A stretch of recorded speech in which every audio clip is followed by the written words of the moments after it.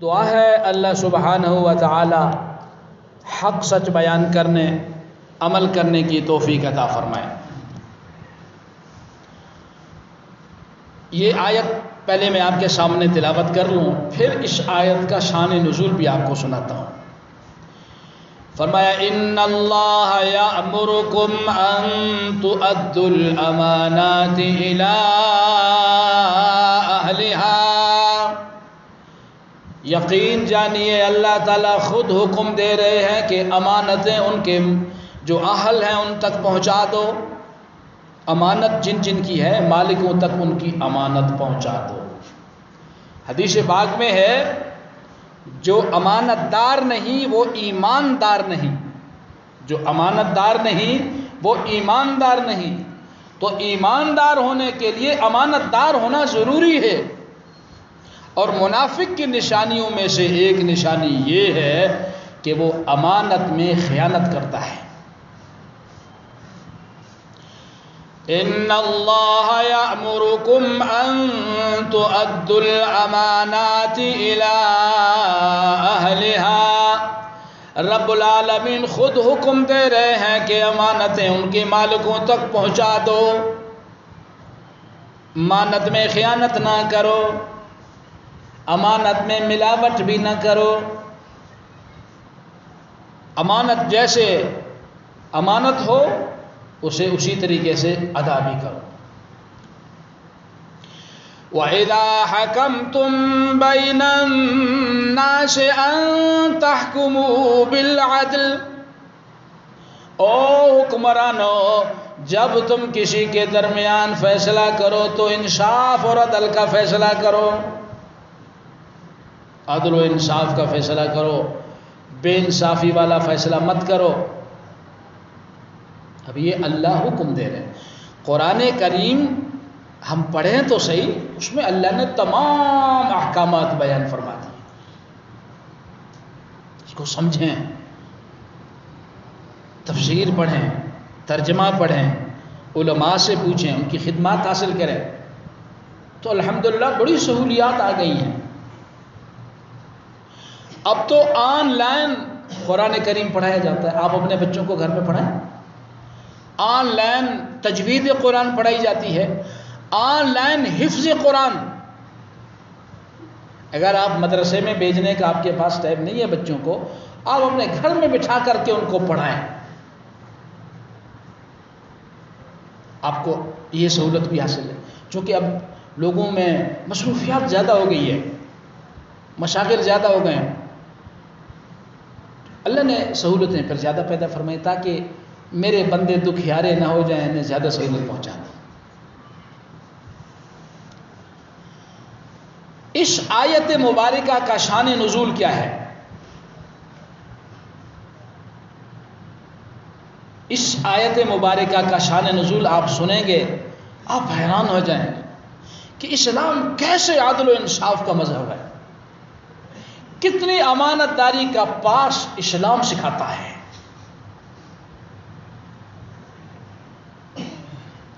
اللہ کے پیارے نبی صلی اللہ علیہ وسلم صحابہ کرام کے ساتھ کعبۃ اللہ میں تشریف لائے۔ کعبہ مبارکہ کے دروازے کی چابیاں ایک آدمی ہے، عرب ہے، قریشی ہے، عثمان بن طلحہ کے پاس چابیاں ہوتی تھیں۔ وہاں کعبہ شریف میں زمزم کا کنواں بھی وہیں پہ ہے، تو یہ زمزم کی خدمت، کعبہ شریف کی چابی کی خدمت، یہ جن کو دی جاتی تھی ان کا پورے علاقے میں عزت اور احترام کیا جاتا تھا کہ بھئی اس کے ہاتھ میں کعبے کی چابی ہے۔ اور سوچنے کی بات بھی ہے، جب جی چاہے کھولے، جب جی چاہے بند کرے، سبحان اللہ۔ اور زمزم کے کنویں کی تمام اختیارات جس کے ہاتھ میں ہوں، زمزم کے کنویں کے پانی کے پلانے کے اختیارات اس زمانے میں حضور پاک صلی اللہ علیہ وسلم کے ایک چاچا حضرت عباس کے پاس ہوا کرتا تھا، وہ زمزم کا پانی پلاتا تھا، کنویں پر اس کا قبضہ تھا۔ اور کعبے کی چابیاں عثمان بن طلحہ کے پاس ہوتی تھی۔ آقا نامدار آمنہ کے لال صاحب لولاک محمد مصطفیٰ احمد مجتبیٰ صلی اللہ علیہ وسلم کعبۃ اللہ میں تشریف لائے۔ صحابہ کرام آپ کے ساتھ ہے۔ آپ نے عثمان سے کہا عثمان کعبہ کے چابیاں آپ کے ہاتھ میں ہیں، آپ اس دروازے کو تالے کو کھول دیں، میں اندر داخل ہونا چاہتا ہوں۔ عثمان نے کہا اے محمد صلی اللہ علیہ وسلم میں آپ کے لیے یہ کبھی بھی نہیں کھولوں گا دروازہ۔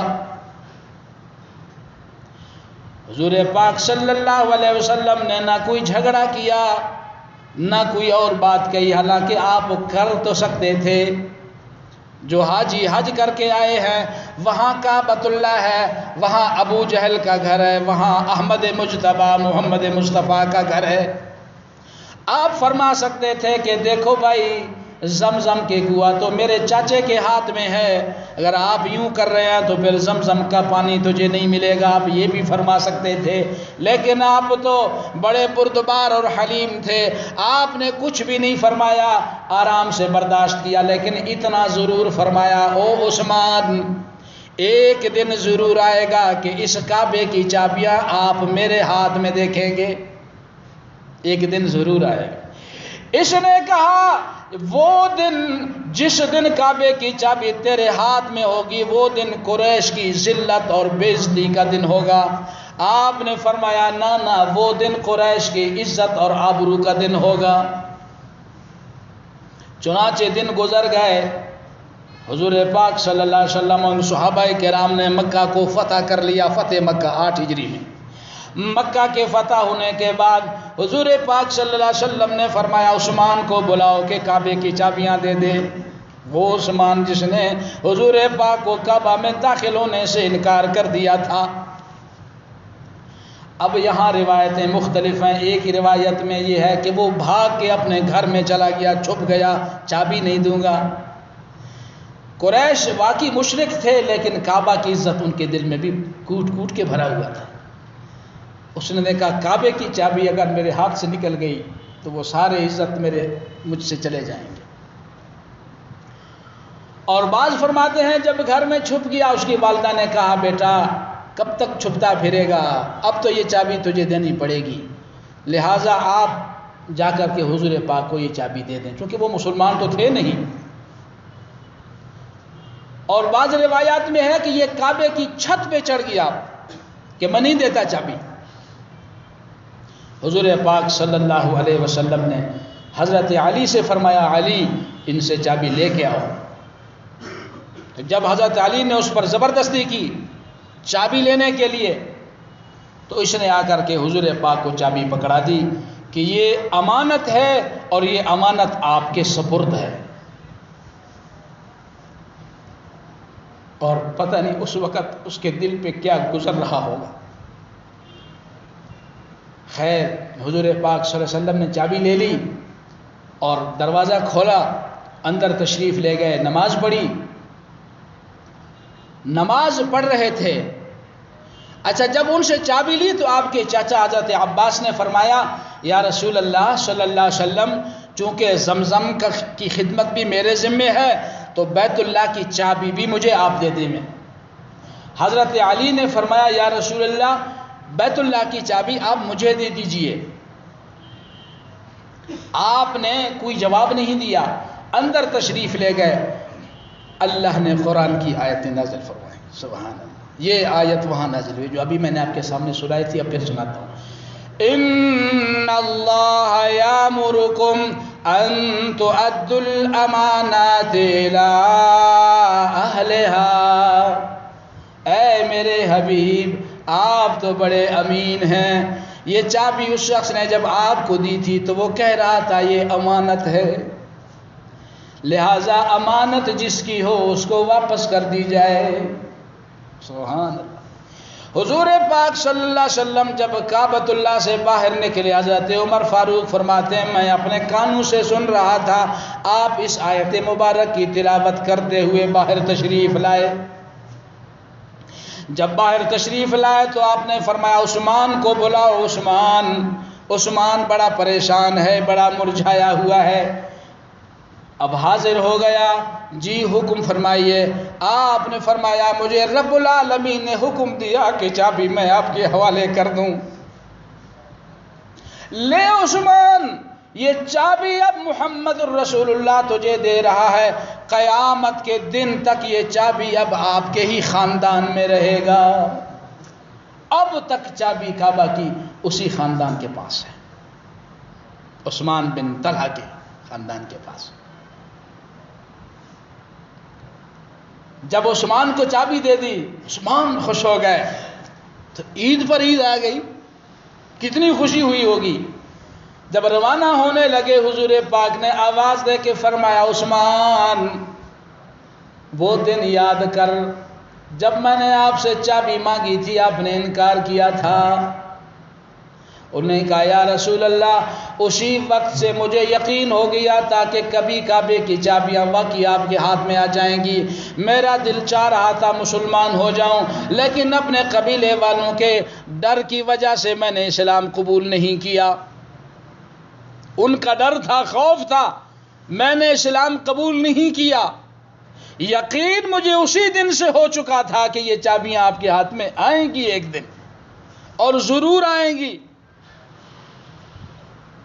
اب تو میں آنکھوں سے دیکھ رہا ہوں، وہ نظارہ میں دیکھ رہا ہوں کہ مکے کا فاتح اللہ نے آپ کو بنایا، سارا مکہ ابھی آپ کے ہاتھ میں آ گیا، بیت اللہ بھی آپ کے ہاتھ میں آ گیا۔ یا رسول اللہ اب مجھے کلمہ پڑھائیے، میں آپ کا صحابی بنتا ہوں، چابیاں بھی میرے ہاتھ میں ہوگی، غلامی بھی تیری ہوگی۔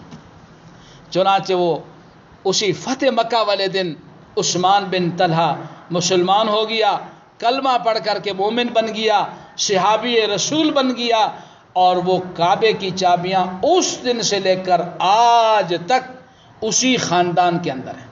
اور فرمایا وہ ظالم ہوگا جو تجھ سے اور تیرے خاندان سے اس چابی کی چھیننے کی کوشش کرے گا۔ تو اللہ نے کیا فرمایا؟ امانت ان کے اہل تک پہنچا دو۔ اب دیکھیے، ایک تو یہ امانت ہے، جیسے کسی نے کسی کو کچھ دیا ہو، یہ صرف یہ امانتیں نہیں ہیں۔ اگر کسی کو کوئی عہدہ مل جائے، وہ عہدہ ملنے کے بعد اب جو نیچے اپنے محکمے میں یا اپنے جتنے اس میں وہ بھرتیاں کرے گا، تو وہاں بھی امانت دار بن کر کے عدل و انصاف کے ساتھ کرے گا۔ مثال کے طور پر ایک آدمی کسی علاقے کا ڈائریکٹر بن گیا، کسی محکمے کا، یا سیکرٹری بن گیا، یا وہ منسٹر بن گیا، تو اب اس کو چاہیے کہ جب بھرتیاں کرے تو عدل و انصاف سے کرے، وہاں اقربا پروری نہیں کام آئے گا کہ یہ میرا دوست ہے، یہ میرا ووٹر ہے، یہ میرا سپورٹر ہے، یہ میرے جاننے والا ہے، ان کو ملازمتیں دے گا۔ اگر وہ اہل تھے پھر تو صحیح ہے، اگر وہ اہل بھی نہیں تھے تو یہ شخص قیامت کے دن جہنم کے راستے پہ نکل جائے گا۔ اللہ کے حبیب نے فرمایا جو اس قسم کے کام کرے گا اس نے میرے اوپر ایمان لایا ہی نہیں، نہ وہ قرآن کو مانتا ہے، نہ وہ رسول کے فرمان کو مانتا ہے، اور اس کے لیے جہنم بہتر ہے۔ تو بہت بڑی وعید ہے۔ امانت میں خیانت نہیں کرنی چاہیے، جتنے قسم کی امانتیں ہوں، معمولی اس کو نہ سمجھیں۔ ہم تو یہ سمجھتے ہیں بھائی بس حاجی بن جاؤ سارے گناہ معاف ہو گئے۔ کس نے کہا معاف ہوتے ہیں حاجی بننے سے؟ بھائی حاجی بننے سے وہ گناہ جو اللہ کے ساتھ تھے بندے کے، وہ تو اللہ معاف فرمائے گا، لیکن وہ بھی دیکھیں، یہ یاد رکھنا، اگر نمازیں نہیں پڑھی تھیں ان کی قضا واپس کرنی ہے، معاف نہیں ہوتے۔ روزے نہیں رکھے تھے ان کو رکھنا ہوگا، حج کرنے سے جو روزے نہیں رکھے معاف نہیں ہوتے۔ یہ کس نے آپ کو یہ بات بتائی ہے؟ بھائی لوگوں کو قتل کرو حج کرو سارے معاف، لوگوں سے رشوت کھاؤ حج کرو سب معاف، یہ کون کہتا ہے معاف ہیں؟ یہ کوئی نہیں معاف ہوتے۔ وہ برائیاں جو اللہ کو پتہ ہے آدمی کرتا ہے ان کو توبہ سے اللہ معاف کرتا ہے اور حج سے بھی معاف کرتا ہے۔ حقوق العباد کہاں معاف ہوتے ہیں بھائی؟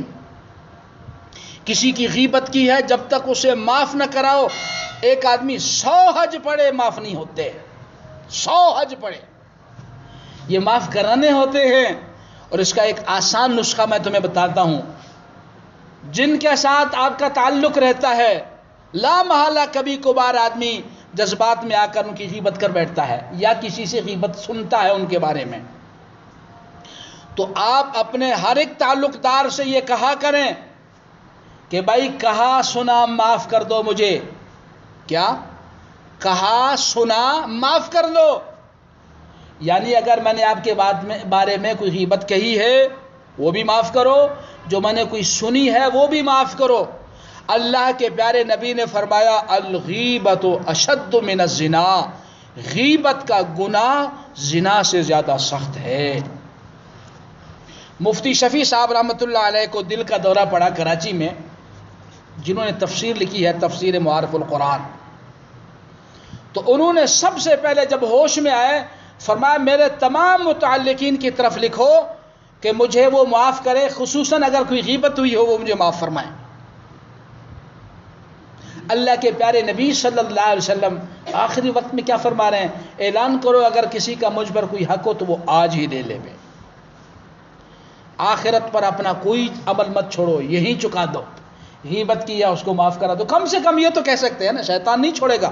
کہو بھائی جو کہا سنا مجھے معاف کر دو، اپنے زبان میں کہہ دو جو کہا سنا مجھے اللہ کے لیے معاف کر دو، وہ بڑی خوشی سے کہا گا آپ معاف ہیں۔ پھر آپ بھی یوں کہیں جو آپ نے کہا سنا میں نے بھی معاف کر دیا۔ اگر وہ جھجک رہا ہے تو پہلے آپ معاف کریں، بھائی آپ نے جو کہا جو سنا میں آپ کو معاف کر رہا ہوں اللہ کے لیے، آپ بھی مجھے معاف فرمائیں۔ اب جب اس نے کہا معاف ہے تو آپ نے اگر بھول سے جتنی غیبت اس کے بارے میں کہی تھی سنی تھی اللہ سب معاف فرما دیں گے۔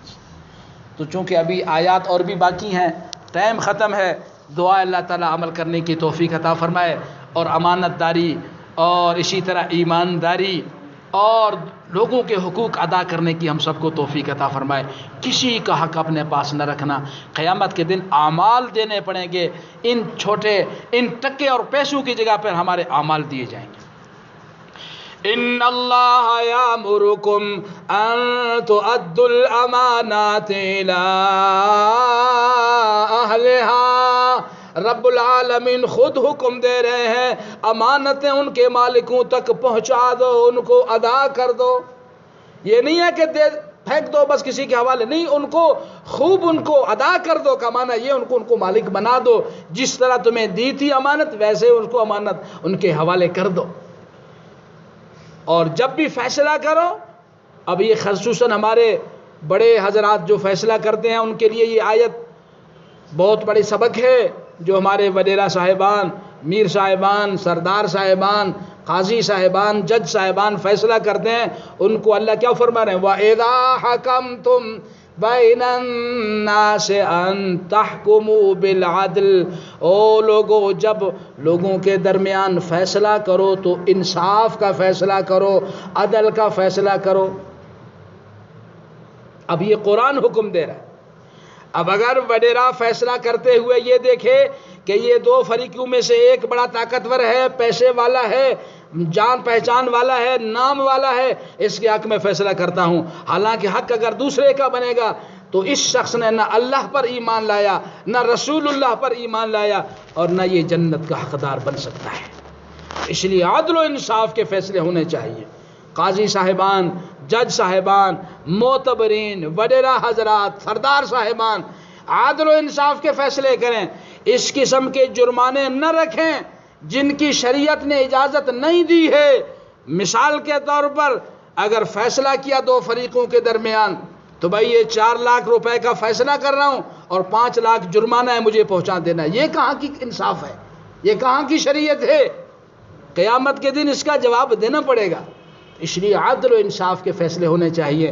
اللہ تعالیٰ مجھے آپ کو اور پوری امت کو راہ راست پر چلنے کی توفیق عطا فرمائے۔ وآخر دعوانا